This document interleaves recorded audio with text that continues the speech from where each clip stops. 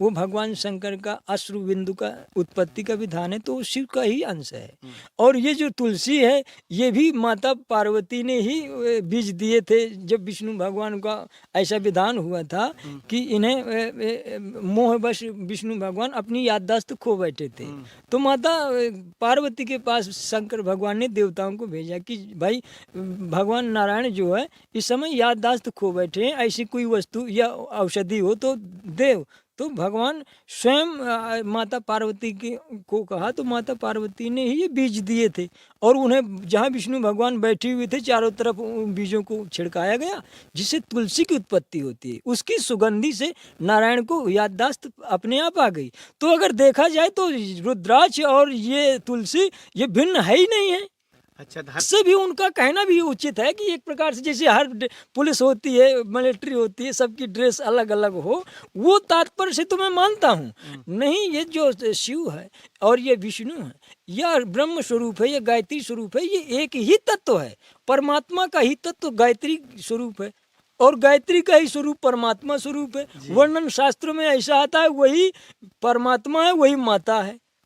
अच्छा, वो दो है ही नहीं। कहिए तो भिन्न न भिन्न, कहने में भिन्न है लेकिन वास्तव में एक है। वास्तव में वही परमात्मा का ही आत्मा का जो प्रकट है वो शक्ति रूप है।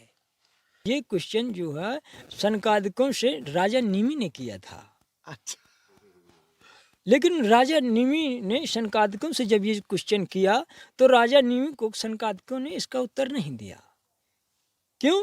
क्योंकि जब तुम राजा हो तो ब्रह्म भाव में अगर तुम सोचो कि मैं समाज में भी ब्रह्म भाव से ही कर्म करूं और ब्रह्मी स्थिति से रह भी लूं, तो ये दोनों एक ही मार्ग से दोनों मार्गों में जाना उचित नहीं होगा।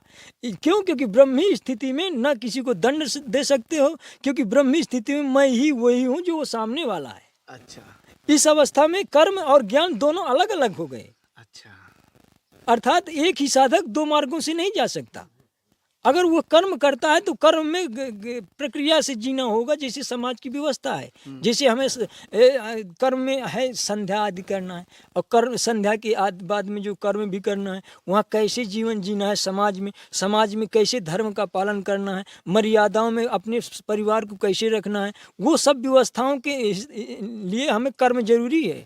और कर्म अगर जरूरी है तो कुछ न कुछ हमें दंड कहीं विधान करना पड़ेगा, कहीं कुछ भी करना पड़ेगा। ये ब्रह्मी स्थिति बहुत रोक करे तो अच्छा है, लेकिन जो ब्रह्मी स्थिति है वो ऐसी है जैसे मरे हुए सर्प या मरा हुआ व्यक्ति, ना वो किसी को जानता है ना कुछ समझता है।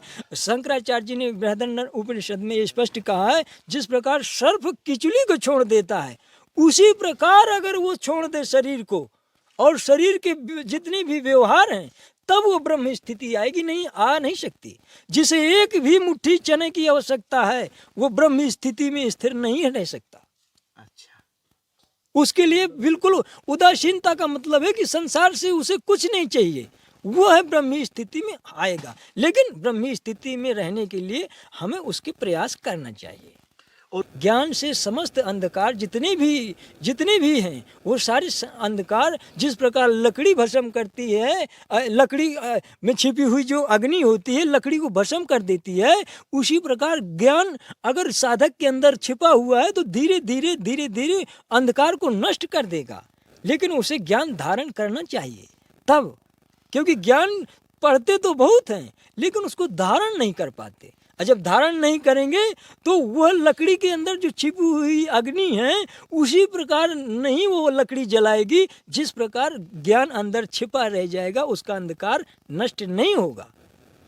उसके लिए उसे ज्ञान धारण करना होगा, और जब धारण होगा तब फिर उसे उसका लाभ प्राप्त होगा। इसलिए ब्रह्मी स्थिति के लिए ब्रह्म के ही स्वरूप बनना पड़ता है, तब कहीं ब्रह्मी स्थिति आएगी।